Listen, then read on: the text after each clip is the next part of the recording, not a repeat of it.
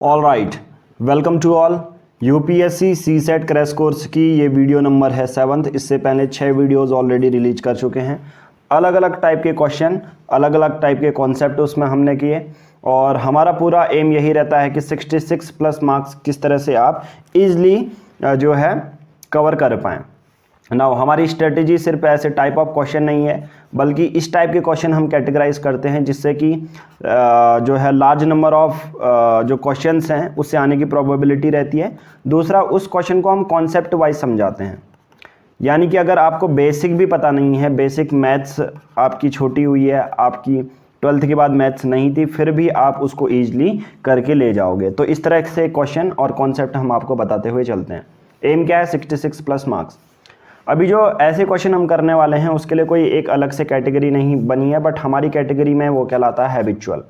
यानी कि एक ऐसे क्वेश्चन अगर आप पहले 2-3 क्वेश्चन ऐसे कर लें तो आपको वो वन टाइम नोन वाले हो जाते हैं कि एक बार आपने किया हुआ है और सिर्फ प्रैक्टिस की हेल्प से आप उसको कर ले जाएंगे ईजिली। ओके, नाउ बट उससे पहले hey all right and welcome to all. देखिए यूपीएससी प्रीलिम्स बैच 2022 499 रुपीज़ में पूरा बैच आपको मिलेगा। NCERT reference book, extracted notes plus videos, सभी सब्जेक्ट 13 मंथ का current affair month wise plus videos मिलेगी। लेना बहुत सिंपल है, दिए गए नंबर पर आप गूगल पे फोन पे कर सकते हैं। जो भी पेमेंट करेंगे उसकी स्क्रीनशॉट सेम नंबर पर व्हाट्सएप कर सकते हैं, राइट। पेमेंट करने के बाद कुछ ऐसे व्हाट्सएप ग्रुप के बैच में आपको ऐड किया जाएगा जहां पर सभी पीडीएफ आपको लाइन वाइज मिल जाएगी, लिंक आपको सीक्वेंस वाइज मिल जाएंगे। ये अनलिस्टेड लिंक हैं, तो जब व्हाट्सएप ग्रुप में आपको ऐड किया जाएगा ये सब आपको एक साथ मिल जाएंगे। चाहे हिस्ट्री है, जो भी प्रीलिम्स के लिए आप तैयारी कर रहे हैं। ये वीडियो लेक्चर सीरीज सिर्फ प्रीलिम्स के लिए ही होगी, जो कि होने वाला है 5 जून को। आगे जितनी भी वीडियोस आप देख रहे हैं, जितनी भी पीडीएफ आप देख रहे हैं, वही सिमिलर पीडीएफ और वीडियोस आपको व्हाट्सएप ग्रुप में व्हाट्सएप के थ्रू दे दिए जाएगी। Thank you, have a nice day. But PR publication की मोबाइल एप्लीकेशन आप डाउनलोड कर सकते हैं, साथ ही साथ चैनल को सब्सक्राइब कर लीजिए और हमारी वेबसाइट एड्यूप्सा से भी आप परचेज कर सकते हैं। Thank you, have a nice day. अगर आपको कंप्लीट सीसेट क्रैश कोर्स लेना है जिसमें कंप्लीट वीडियो आपको मिलेगी, कंप्लीट पीडीएफ मिलेगी, कंप्लीट टेस्ट सीरीज मिलेगी, जिसमें रीजनिंग, कॉम्प्रिहेंसिव मैथ्स सभी इंक्लूड होगा, तो 499 रुपीज़ का प्लान है। आपको लेना बहुत सिंपल है, दिए गए नंबर पर गूगल पे या फ़ोन पे कर सकते हैं, या डिस्क्रिप्शन में एक लिंक दिया गया होगा, डायरेक्टली उससे भी आप परचेज कर सकते हैं पूरी सीसेट क्रैश कोर्स की वीडियोस और पीडीएफ। नाउ स्टार्ट करते हैं आज का डिस्कशन। और सबसे पहला क्वेश्चन अगर आप देखेंगे तो बहुत सिंपल है। ओके, नाउ क्वेश्चन क्या है देखिए, 4 टेस्ट हैं और इस टाइप के क्वेश्चन करने का कॉन्सेप्ट क्या है? सबसे पहले तो नोन होने चाहिए कि ऐसे ही क्वेश्चन आपसे पूछे जाएंगे। पहले लाइन बाय लाइन आप क्या बना लो, स्ट्रक्चर बना लो या उसका इमेज बना लो, कोई भी डायग्राम बना लो जो भी दिया है, और उस बेसिस पर क्वेश्चन सॉल्व कर ले जाओ। क्वेश्चन है 4 टेस्ट, फिजिक्स, केमिस्ट्री, मैथमेटिक्स और biology, to be conducted on 4 consecutive days. मतलब एक के बाद एक, लगातार, कोई गैप नहीं है और लगातार ये टेस्ट होते हुए आए हैं। Not necessarily in the same order, ऐसा जरूरी नहीं कि पहले फिजिक्स हुआ, फिर केमिस्ट्री हुआ, फिर मैथ हुआ, फिर बायोलॉजी हुआ। इतना तक आपको पता चल गया कि यस 4 टेस्ट हुए हैं, आप इसको काट कर दो, ठीक है, कट कर दो इस पूरे क्वेश्चन को इतने तक। अब बस अब आपके माइंड में और बर्डन कम हो गया। अब हमारे पास सिर्फ ये है, the physics test is held before the test which is conducted after biology. Okay, chemistry is conducted exactly after 2 tests are held. Okay, after 2 tests are held. सबसे पहले देखो केमिस्ट्री के लिए तो एक जगह फिट हो गई हमारे पास। सबसे पहले 4 बॉक्स बना लो, बहुत सिंपल है। देखो ये केमिस्ट्री है। ओके, देखो जैसा मैंने बोला था, ये ऐसे क्वेश्चन होते हैं जिनको सिर्फ आपको एक बार पढ़ना होता है और इसी चक्कर में बहुत सारे बच्चे उसको करते ही नहीं हैं, जिनको हल्का सा भी डर है। आपकी हल्की सी भी मैथ्स नहीं है, इस क्वेश्चन को ऑलरेडी करके ले जाओगे। 2019 का क्वेश्चन है, देखो, chemistry is conducted exactly after 2 test. मतलब पहला टेस्ट हुआ, दूसरा टेस्ट हुआ, यहाँ पर तीसरे की पोजीशन आपको फिक्स पता चल गई, ये केमिस्ट्री होगी। अब इसमें मैंने आपको कुछ भी नहीं बताया, आपने सिर्फ लाइन पढ़ी और बता दिया। अब देखो क्वेश्चन बोल रहा है which is the last test held. अब हमको पर 1 2 3 पोजीशन नहीं पता, बट यहाँ पर एक और चीज़ है, देखो the physics test is held before the test which is conducted after biology. जो बायोलॉजी के बाद हुआ, उसके बाद कौन सा टेस्ट है? फिजिक्स का टेस्ट है। ठीक है, तो सिंपल सी बात है, फिजिक्स का टेस्ट, फिजिक्स के लिए क्या हो जाएगी जगह यहाँ पर, और बायोलॉजी हो जाएगी यहाँ पर। ठीक है, देखो बहुत सिंपल था ना। फिजिक्स टेस्ट इज हेल्ड बोल रहा है बिफोर मतलब पहले, विच इज कंडक्टेड आफ्टर बायोलॉजी, जो बायोलॉजी के बाद हुआ। ठीक है, जो बायोलॉजी के बाद हुआ, बायोलॉजी के बाद कौन सा हुआ? फिर फिजिक्स ही तो हुआ, है ना, सिंपल सी बात है।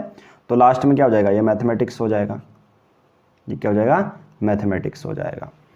अब 4 ऑप्शन आपको मिल गए, पहला बायोलॉजी, दूसरा फिजिक्स, तीसरा केमिस्ट्री, चौथा mathematics. Which is the last test held, इनमें से सबसे लास्ट टेस्ट कौन सा हुआ? फिर मैथमेटिक्स। देखो बहुत सिंपल है, ये देखो आंसर इतना ही था, इतना स्ट्रक्चर। देखो पहले नोन चीज़ करो, इस टाइप के क्वेश्चन, लाइन बाय लाइन हमको पता चल जाएगा, लाइन बाय लाइन करते जाओ, और जो जो चीज़ें बोली जा रही है उसको ड्रॉ करते जाओ, और जैसे ही डायग्राम बन जाएगा फिर क्वेश्चन का पढ़ लो, आंसर तक पहुंच जाओगे ईजिली।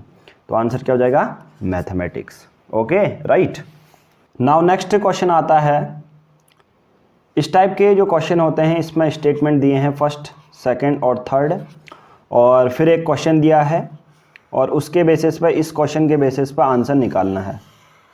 सेम टाइप का चीज़ें लगानी है जो हमने 5th और 6th जो पार्ट में बताया था, कि सबसे पहले आप स्ट्रक्चर बना लो,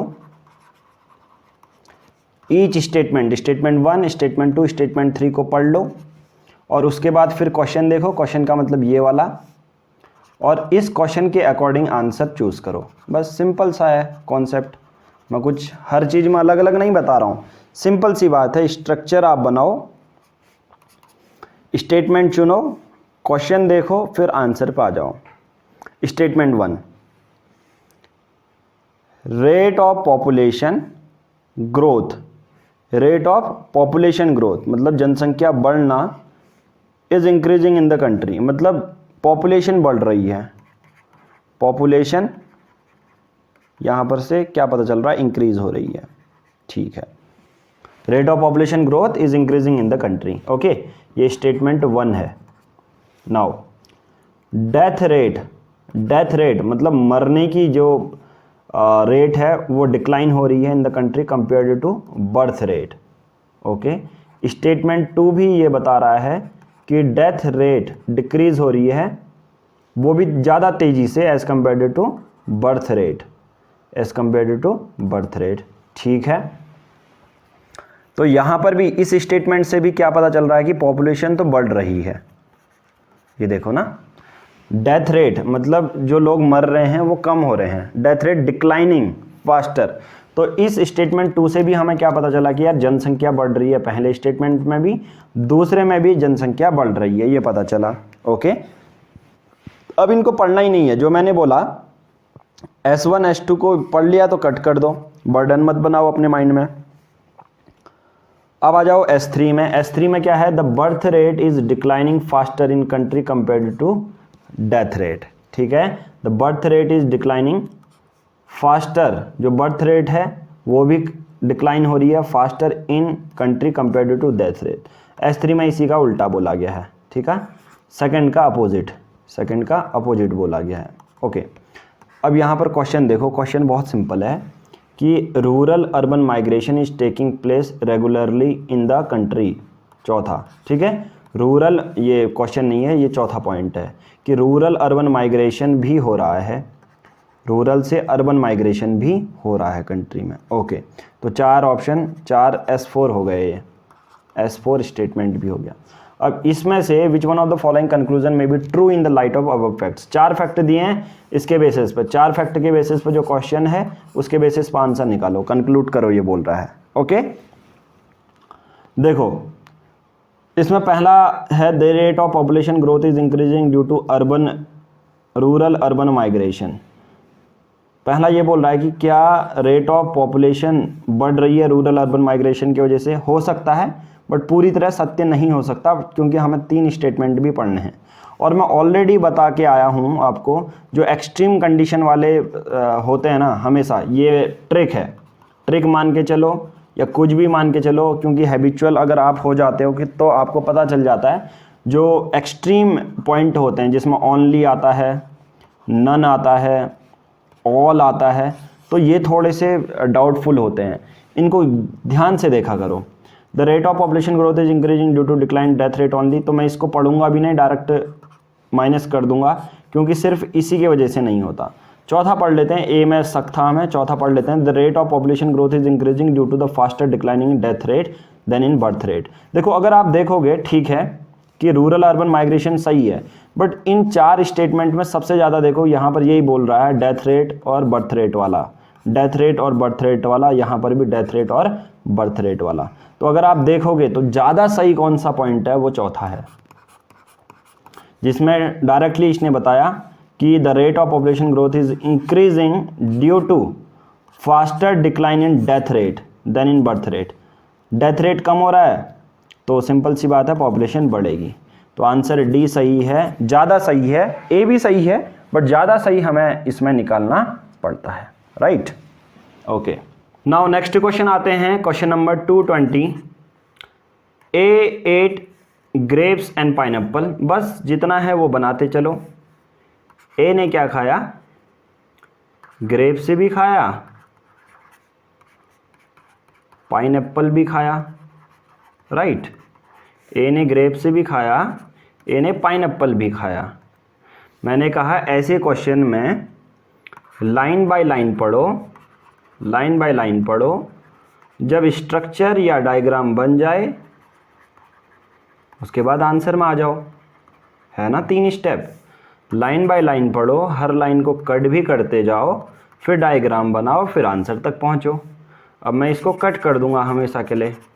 B ate grasses grapes and oranges, B ने क्या खाए, बी ने क्या खाए, ग्रेप्स और ऑरेंजेस, 2 चीज़ें हैं, ओके, इसको कट कर दो। सी ने क्या खाए, ऑरेंजेस और पाइनएप्पल और Apple, oranges pineapple and Apple, ठीक है, ये बहुत बार गाना भी हिट हुआ था शायद, ऑरेंजेस पेन पाइनएप्पल एप्पल वाला, ठीक है, ऑरेंजेस पाइनएप्पल एप्पल, राइट, काट दो। आफ्टर टेकिंग फ्रूट्स, इतने फल खाने के बाद, इतने फल खाने के बाद, और चलो डी भी तो है ये, D ate grapes apple and pineapple, grapes apple pineapple. D ने क्या, ग्रेप्स एप्पल और pineapple, okay. Now after taking fruits B and C fell sick, B और सी पड़ जाते हैं बीमार, ये हो जाता है, इनको बीमार हो जाते हैं। इन the light of above facts it can be said that cause of sickness. अब जब भी ऐसे क्वेश्चन आते हैं, मैं ऑलरेडी बता चुका हूँ, आपको एक हिंट दे देता हूँ, जैसे मैंने हमेशा ये बोला है, इसकी ट्रिक क्या है देखो। जब भी ट्रिक ये होती है कि कॉमन चीज़ निकाल लो, आप कहोगे सर कॉमन चीज़ क्या निकालो, आप मैं कहूँगा 4th 5th 6th वीडियो में मैंने बताया है। 1 2 3 में सपोज ऐसा लिख रहे हो कि ही इज़, ठीक है, ही इज़ हिम सपोज, और 2 3 4 में लिख रहे हो, 2 3 4 में लिख रहे हो, 2 3 4 में लिख रहे हो suppose we is us suppose. तो ये देखो यहाँ कॉमन क्या है 2, यहाँ कॉमन क्या है 2, यहाँ कॉमन क्या है ही, यहाँ कॉमन क्या है इज़, मतलब इज़ और इज़, तो 2 का डायरेक्टली मतलब निकाल सकते हो इज से। तो यहाँ पर भी सेम चीज़ है, बी और सिक, बी और सी ही सिक पड़े, तो एक तो बी चूज़ करो एक सी चूज़ करो। दोनों में जो कॉमन है उस फल के वजह से बीमार पड़े होंगे, है ना, ये मज़ेदार बात। तो बहुत बच्चे इसी तरह से अपने जो क्वेश्चन है वो छोड़ देते हैं और 2.5 मार्क्स जो हैं अपने गवा देते हैं। मैंने सिंपल से इसमें ट्रिक बता दी है, लाइन बाय लाइन जाओ, कट करो, डायग्राम बनाओ, आंसर तक पहुंचो। इसकी ट्रिक है कि it can be said that cause of sickness, ठीक है। बी और सी में देखो कॉमन क्या है, यहाँ भी अपना है ये ऑरेंज और यहाँ पर भी है अपना ऑरेंज, तो no doubt answer will be orange. Answer क्या हो जाएगा यहाँ पर, डी हो जाएगा। ये देखिए कितना सिंपल सा क्वेश्चन था और बहुत सारे लोग इसको पढ़ते ही नहीं हैं। तो पूरे क्रैश कोर्स का यही मतलब है कि हर एक वीडियो में आपको बताना कि किस तरह से आप नॉर्मल तरीके से 66 मार्क्स तो ईजिली कवर कर ले जाएंगे, ईजिली, किसी की दिक्कत भी नहीं पड़ेगी, राइट। और फिर मैथ्स आता है, फिर रीजनिंग बचा। अभी मैं ये सिर्फ रीजनिंग वाली वीडियोस बना रहा हूँ, सोच लो इन्हीं रीजनिंग वाली वीडियो से 66 प्लस मार्क्स आप अचीव कर पाएंगे। ओके, फिर तो कॉम्प्रिहेंसिव और इसके बाद तो फिर क्या क्या करेंगे, राइट। चलिए उसके बाद नेक्स्ट क्वेश्चन है, पहले ट्रिक बता देता हूँ। ट्रिक वही है, लाइन बाय लाइन आपको पढ़ना है, हर लाइन को कट करते जाना है ताकि बर्डन ना पड़े आप पे, आप ज़्यादा कंफ्यूज ना हो। लाइन बाय लाइन पढ़ने के बाद डायग्राम ड्रॉ करना है। डायग्राम जैसे ही ड्रॉ हो जाता है आंसर तक पहुंच जाना है। सही है, ओके, नाइस। क्वेश्चन क्या है फिर देखो, either A and B are of the same age और A is older than B. Either का मतलब होता है दो केसेस बनेंगे, या तो चलो नए पेज में, या तो ए और बी की सेम एज है, इसी में दूसरा केस, या ए बड़ा हो सकता है बी से, तो फर्स्ट केस है, ठीक है। इसमें भी दो केसेस बनेंगे, ए वाला और बी वाला। दूसरा देखो, ईदर सी और D are of the same age और D is older than C. या तो सी और डी सेम एज के हैं या डी बड़ा है सी से, ठीक है। ये दूसरा स्टेटमेंट हो गया, है ना। ये देखो ट्रिक वही है, लाइन बाय लाइन जाओ, कट करो, डायग्राम बनाओ, डायग्राम के बाद आंसर में। और थर्ड में B is older than C, to the point लिखा है, बी बड़ा है सी से, बी बड़ा है सी से, बी किससे बड़ा है, सी से बड़ा है। अब इससे इस चीज में हम कहां तक पहुंचे, देखो ए किससे बड़ा है, बी से, बी किससे बड़ा है, सी से। तो मैं यहां पर इन तीनों का इन कंक्लूजन निकाल सकता हूं। कंक्लूजन क्या आएगा, देखो मैं कहूंगा ए, इन दोनों को डायरेक्ट कंक्लूजन तो क्या, मैं कहूंगा दोनों को ऐड कर दो, ऐड इक्वेशन फर्स्ट और इक्वेशन सेकंड, दोनों को ऐड करोगे। एक तो मैं ऐड करके सिखाता हूं, वैसे जिसका मैथ्स बैकग्राउंड है वो तो इजीली समझ रहा होगा। ए बी, चलो बी सी, ठीक है। तो इससे क्या होगा, ए बी सी, एक तो ऐड वाला समझ रहे होगे, बाकी डायरेक्ट कर दो, ए इज ग्रेटर देन बी और इसको चालू करो, बी इज ग्रेटर देन सी। तो यही तो कंक्लूजन निकला। अब सिंपल सी बात है, 2.5 मार्क्स के लिए इतना सिंपल सा स्ट्रक्चर ड्रॉ करना था। Which of the following conclusion can be drawn from the above statement. इसमें से सबसे जो है स्टेटमेंट क्या निकाल सकते हो। मैं कहूँगा ज़्यादा इस पर मैं ज़्यादा ध्यान नहीं दूंगा, डायरेक्ट ऑप्शन डी देखूंगा। ये देखो जैसे मैंने बोला ए इज़ ग्रेटर देन सी, अगर ए बी से बड़ा है तो सी से भी बड़ा होगा, तो आंसर हो जाएगा A is older than B, B and D are same age, D and C are older age. ये बिल्कुल भी मैच नहीं कर रहे हैं, आंसर क्या हो जाएगा हमारा, डी। नाउ डिस्कस करते हैं नेक्स्ट क्वेश्चन। क्वेश्चन बहुत सिंपल है और कॉन्सेप्ट भी सेम है। लाइन बाय लाइन आपको आगे बढ़ना है, कट करना है, फिर डायग्राम बनाना है और उसके बाद आंसर तक पहुंच जाना है, राइट। क्वेश्चन क्या है, there are 50 faculty members comprising 30 males and rest females. ठीक है, हमने कहा लाइन बाय लाइन हमने पढ़ा और हम क्या करेंगे, 50 फैकल्टी मेंबर्स हैं जिसमें से कि 30 हैं मेल्स और 20 हैं अपने फीमेल्स। ओके, अब क्या है, no male faculty member knew music, किसी भी मेल फैकल्टी मेंबर को म्यूजिक के बारे में नहीं पता, but many of the female faculty member did, इनको म्यूजिक का नहीं पता है, बट कुछ फीमेल्स को म्यूजिक का पता है और कुछ को नहीं भी है, ऐसा नहीं कि सभी को पता है, ठीक है। डिडंट न्यू द म्यूजिक, या म्यूजिक नॉलेज नहीं है उनको, ठीक है। अब देखिए यहां तक कट कर देते हैं, आगे पढ़ते हैं। The head of the institution invited 6 faculty member to a tea party by draw of lots. अब यहाँ पर लक्की ड्रॉ से इनमें से 6 लोगों को वो इनवाइट कर लेता है, न जाने वो कौन है, न जाने वो कौन है, ना ही पता मेल्स हैं ना ही पता फीमेल्स हैं, ठीक है। Okay, at the party it was discovered that no member knew music. अब जब बुला लिया जाता है तो पता चलता है किसी को भी म्यूजिक का अता पता नहीं है, ना म्यूजिक का सा पता है, ना सारे गामा पता है, ना कुछ नहीं पता है, ठीक है। सारे गामा पाधानी सा कुछ भी नहीं पता है इनको म्यूजिक का, ठीक है। 50 में से 30 मेल हैं, 20 फीमेल्स हैं, अब म्यूजिक का नहीं पता। अब म्यूजिक किनको नहीं पता, एक तो मेल्स को नहीं पता और कुछ फीमेल्स को भी नहीं पता, तो अब मैं ना ही बता पाऊंगा कि पार्टी में कितने मेल्स आए हैं, ना ही बता पाऊंगा कितनी फीमेल्स आई हैं।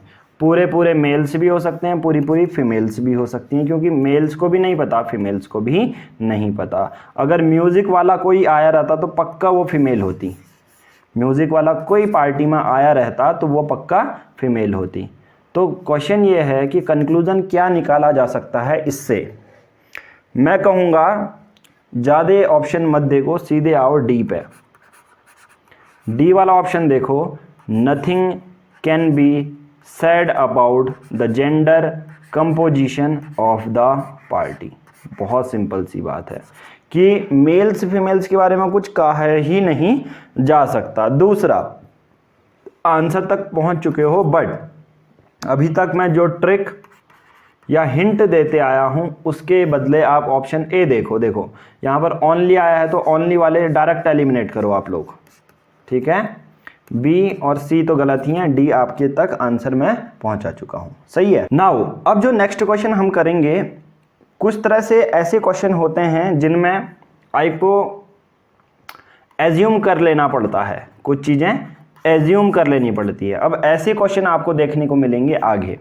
जैसे एक क्वेश्चन ये देख लीजिए, क्वेश्चन है सेम कॉन्सेप्ट है, लाइन बाय लाइन पढ़ना है, फिर कट करना है, डायग्राम ड्रॉ करना है और आंसर तक पहुंचना है। पहला, वी शैल गो ईदर मतलब 2 केसेस बनते हैं, पिकनिक या ट्रैकिंग। हम या तो पिकनिक जा सकते हैं या ट्रैकिंग जा सकते हैं। अब आप कहोगे यार सबसे फर्स्ट में मुझे ये क्वेश्चन ही समझ में नहीं आया। मैं कहूँगा बिल्कुल सही बात है, इसीलिए मैंने इन सब क्वेश्चन को एक ही कैटेगरी में डाला हुआ है, हैबिचुअल कैटेगरी में। इससे पहले बता चुका हूँ कि हैबिचुअल कैटेगरी क्या होती है, ताकि आप इजीली इसको समझ पाएँ। ओके, तो क्वेश्चन क्या था, we shall go either for a picnic or for trekking. या तो हम पिकनिक जा सकते हैं या ट्रैकिंग जा सकते हैं, बस सिर्फ इतना ही है, कुछ डायग्राम ड्रॉ ही नहीं किया जाएगा, बस इतना ही है। या तो हम पिकनिक जा सकते हैं या ट्रैकिंग जा सकते हैं। Which of the following if true would falsify this claim. इनमें से कौन सा अगर सही होता है तो वुड फॉल्सिफाई दिस क्लेम, ठीक है। तो इतना सिंपल सा क्वेश्चन है। ऑप्शन है we go for a picnic but not for trekking, बिल्कुल भी नहीं बन रहा है।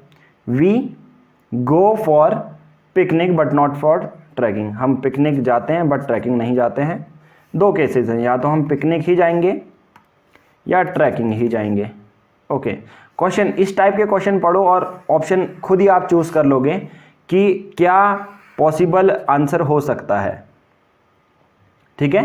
कहने का मतलब if true would falsify this claim, इसको कौन गलत ठहराएगा। Activities such as picnic and trekking are encouraged by the health authorities. अगर आप बी देखेंगे ना, सीधा सीधा गलत हो जाएगा। क्यों?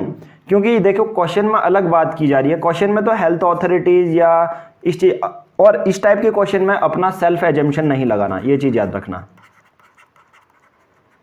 जो स्टेटमेंट में दिया है उसी बेसिस पर आंसर टिक करना है। तो पहला तो गलत होता ही है, दूसरा भी गलत हो जाता है। We go for trekking and not for picnic, ये पहले को कॉन्ट्राडिक्ट कर रहा है, तो ए भी नहीं होगा, बी भी नहीं होगा, सी भी नहीं होगा। अब मुझे नहीं पता चौथा क्या है, बट चौथे को ही मैं सही लगाऊंगा। अगर आपको चौथे को पता भी नहीं चलेगा ना कि चौथे में क्या लिखा है, आप चौथे को ही टिक करें। तो यूपीएससी में एलिमिनेशन मेथड बहुत ज़्यादा काम भी आती है। एलिमिनेशन मेथड बहुत ज़्यादा हेल्प करती है यूपीएससी में, राइट। तो we do not go either for picnic or for trekking, या तो हम ना ही पिकनिक जाएंगे ना ही ट्रैकिंग जाएंगे, बिल्कुल सही है। ठीक है, ये बोल रहा है कि अगर या तो हम पिकनिक जाएंगे या ट्रैकिंग जाएंगे, ये बोल रहा है कि अगर सही हो जाता है ये पॉइंटिंग पॉइंट, इनमें से कौन सा, बिलो में से कौन सा ऐसा जो इस क्लेम को फॉल्सिफाई करे। सिंपल सी बात है, हम जाएंगे ही नहीं तो कहाँ जा सकते हैं, पिकनिक और ट्रैकिंग, राइट। और मुझे चौथा नहीं भी पता रहता, मैं ईजिली इन चारों को, इन तीनों ऑप्शन को वैसे ही एलिमिनेट कर देता। सही है, तो इस टाइप के क्वेश्चन ऐसे आपको करने हैं। ओके, नाउ नेक्स्ट क्वेश्चन है, इस क्वेश्चन को भी सेम मेथड से करेंगे। All good athlete want to win, सब अच्छे एथलीट, गुड एथलीट जीतना चाहते हैं। All athlete who want to win eat a well balanced diet, सभी एथलीट, ठीक है, जो जीतना चाहते हैं वो वेल बैलेंस्ड डाइट खाते हैं, वो बैलेंस्ड डाइट खाते हैं, वेल बैलेंस्ड डाइट। बहुत सिंपल सा क्वेश्चन है, ठीक है। नाउ क्वेश्चन क्या है आगे, therefore all athlete who do not eat a well balanced diet are bad athlete. और इससे ये भी पता चलता है कि जो एथलीट वेल बैलेंस्ड डाइट नहीं खाते हैं, वेल बैलेंस्ड डाइट नहीं खाते हैं, वो बैड एथलीट है। इससे कंक्लूजन वो निकाल रहे हैं, ठीक है। ओके, तो तीन ऑप्शन हमने पढ़े, स्टेटमेंट 1, स्टेटमेंट 2, स्टेटमेंट 3, इनके बेसिस पर हमें आंसर निकालना है। देखो, सभी अच्छे एथलीट जीतना चाहते हैं, और सभी एथलीट जो जीतते हैं या जो जीतना चाहते हैं वो बैलेंस डाइट खाते हैं, और जो एथलीट बैलेंस डाइट नहीं खाते वो बैड एथलीट हैं, ऐसा बोला जा रहा है। अब ब्रॉड अगर आप देखोगे तो ऑप्शन पढ़ के आपको समझ में आएगा। और इस टाइप के क्वेश्चन कैसे होते हैं, इस टाइप के क्वेश्चन ऐसा नहीं होता है कि आपको कहीं पर मिल जाएंगे।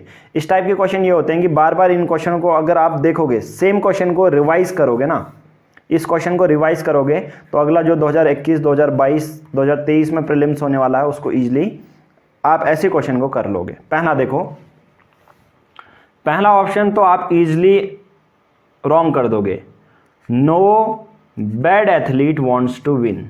ऐसा चाहे बैड हो या गुड हो, सभी एथलीट जीतना चाहते हैं। ये देखो, all athlete who want to eat, who want win eat a well balanced diet.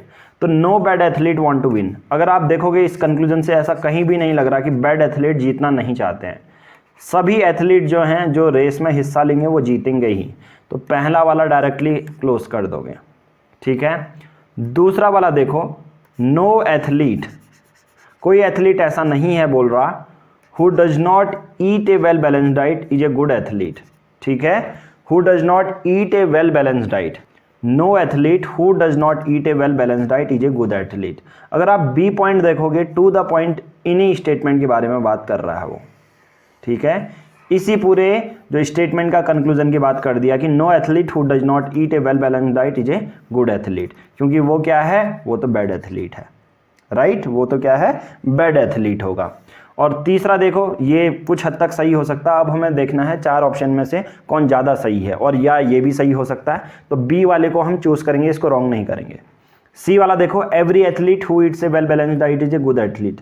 जरूरी नहीं है कि जो एथलीट अच्छी बैलेंस डाइट लेता है वो अच्छा ही एथलीट हो, क्योंकि अच्छा एथलीट वो है जो जीतना चाहता है। सिर्फ खाने से ही वेल बैलेंस डाइट से ही वो गुड एथलीट नहीं बनेगा, सही है, तो मैं सी को पूरी तरह काट देता हूँ, सी को पूरी तरह कट कर देता हूँ कि जरूरी नहीं है कि सभी एथलीट जो वेल बैलेंस्ड डाइट खाते हैं वो गुड एथलीट हैं। सही है। लास्ट देखो, all athlete who want to win are good athlete, ये वही बात कह दी गई कि ये सेम है कि जिसने वेल बैलेंस्ड डाइट खाई वही गुड एथलीट है। या और देखो एक और चीज़, मैंने अभी हमेशा आपसे ये कहा है कि जो एक्सट्रीम पॉइंट होते हैं वो हमेशा गलत होते हैं।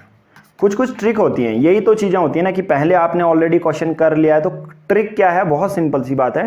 ट्रिक ये है कि जो एक्सट्रीम होते हैं, ओनली, नन, ठीक है, ओनली, नन, एवरी या ऑल, ज़्यादातर ओनली, एवरी और ऑल, ऐसे ऐसे ये टर्म्स हैं जो हमेशा गलत होते हैं क्योंकि ये एक्सट्रीम बिहेवियर शो कर रहे होते हैं। ठीक है, तो आंसर क्या हो जाएगा, हम आंसर तक पहुंच चुके हैं, आंसर हो जाएगा बी। अब आप कहोगे सर पता कैसे चला, मैं कहूँगा यार सिंपल सी बात है, इन टाइप के क्वेश्चन को मैं हैबिचुअल कहता हूँ, और अगर आप इसको जान लोगे, बार बार इसी को सेम क्वेश्चन को रिवाइज करोगे ना, और अगला सेम क्वेश्चन ऐसा ही आ गया तो आप सॉल्व कर ले जाओगे। ये होती है इन क्वेश्चन की खूबसूरती। ओके, नाउ नेक्स्ट क्वेश्चन कुछ ऐसा हम करने वाले हैं जिसको हैबिचुअल तो होना पड़ेगा, बट कभी कभी क्या होता है किसी की स्ट्रॉन्ग फीलिंग दिखती है किसी एक सेंटेंस से। जैसे मैं कहूँगा मैं यूपीएससी क्रैक करूँगा ही करूँगा, तो ये स्ट्रॉन्ग फीलिंग है, ये स्ट्रॉन्ग फीलिंग है, तो मेरी स्ट्रॉन्ग फीलिंग के बेसिस पर भी स्टेटमेंट बनते हैं। जैसे अगला स्टेटमेंट ये है, अगला स्टेटमेंट यहाँ पर ये है, क्या है, गीता कहती है, गीता कहती है, यहाँ पर स्ट्रॉन्ग फीलिंग की बात आती है। ठीक है, तो ये वाला क्वेश्चन है स्ट्रॉन्ग फीलिंग वाला, ये कहीं कहीं पर स्ट्रॉन्ग फीलिंग आपको देखने को मिलती है।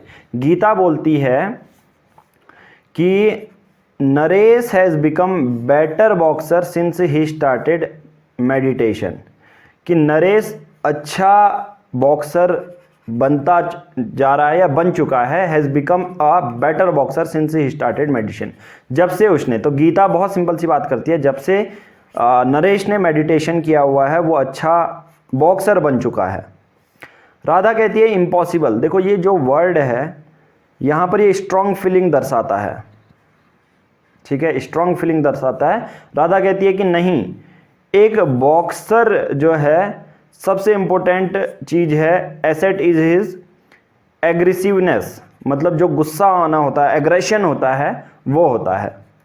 अब दो पॉइंट अगर आप ध्यान से देखोगे तो डायरेक्टली यहाँ पर ये बोला जा रहा है, गीता बोल रही है मेडिटेशन की वजह से वो अच्छा बॉक्सर बन चुका है, और राधा कहती है कि इम्पॉसिबल कि एक बॉक्सर की जो सबसे बड़ी पहचान होती है वो उसका एग्रेशन होता है।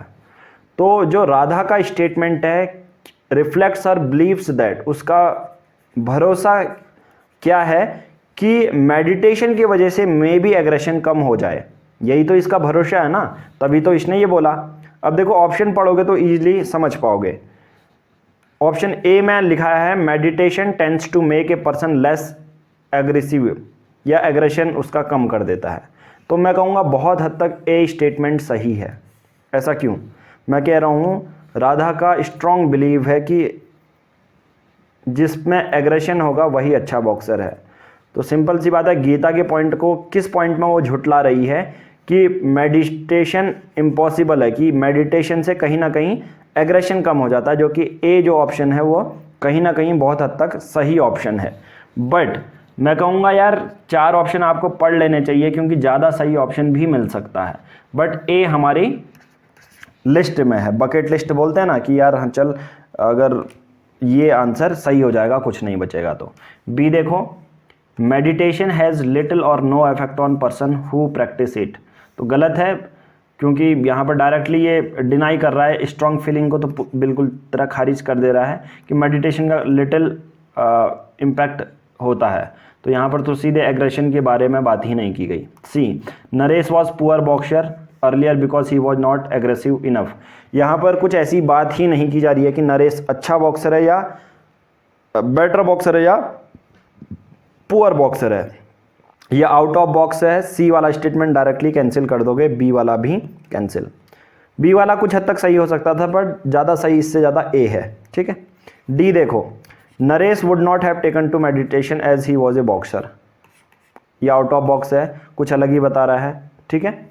यहाँ पर आंसर हमारा हो जाएगा ए। नाउ नेक्स्ट हम करेंगे अगली क्लास में। आज की इस वीडियो में इतना ही। बाकी जाते जाते अगर आपको कंप्लीट ऐसे ही क्रैश कोर्स चाहिए, पूरी complete video section plus test series की पीडीएफ और पीपीटी चाहिए, तो आप 499 रुपीज़ में पूरा प्लान अवेल कर सकते हैं। लेना बहुत सिंपल है, डिस्क्रिप्शन में एक इंस्टा मोजो का लिंक दिया गया होगा, उससे डायरेक्टली पेमेंट कर सकते हैं। जो भी पेमेंट करेंगे उसकी स्क्रीनशॉट सेम नंबर पर हमें व्हाट्सएप करनी है, और हम आपको एक गूगल ड्राइव का लिंक देंगे जहाँ पर आपकी ईमेल आईडी को हम एक्सेस देंगे और सभी मटेरियल आप एक साथ एक्सेस कर पाएंगे। आज की इस वीडियो में इतना ही। Thank you.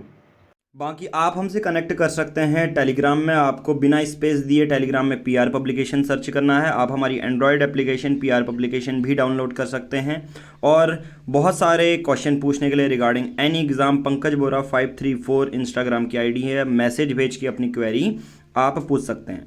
आपको आगे आने वाली जो एनसीईआरटी एमसीक्यू टेस्ट सीरीज है 6 to 12 हर एक सब्जेक्ट की history, geography, polity, economics, science and tech plus previous year 15 साल के जो क्वेश्चन हैं वो 499 रुपीज़ में लाइफ टाइम एक्सेस दे दिया जाएगा। पीडीएफ के फॉर्मेट में होगी। आपको करना बहुत सिंपल है, या तो आप यहाँ से ले सकते हैं या सिंपल इस नंबर पर 7505134891 पर गूगल पे, फ़ोन पे करेंगे और जो भी पेमेंट होगी उसकी स्क्रीनशॉट सेम नंबर पर व्हाट्सएप करेंगे। हम आपको वो पीडीएफ सभी व्हाट्सएप और टेलीग्राम में सेंड कर देंगे। Thank you, have a nice day.